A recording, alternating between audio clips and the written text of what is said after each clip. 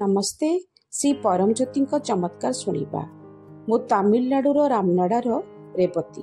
Corona महामारी परे आमको आमर व्यवसाय को बंद करने को पड़ा। क्षति एते अधिक थिला जे आमे बर्बाद हो गलु।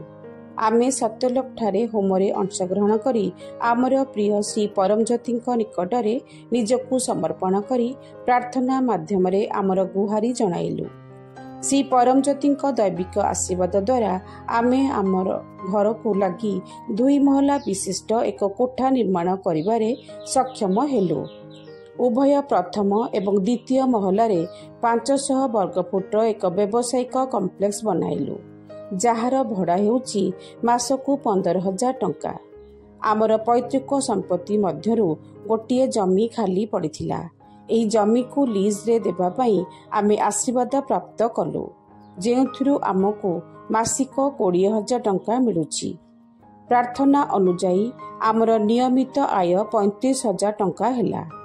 हे मोर प्रिय श्री परमज्योति, एही सफलतार भाग्य देथिबारु आपनकु आमर पूरा परिवार सर्वदा कृतज्ञता ज्ञापन करूछु।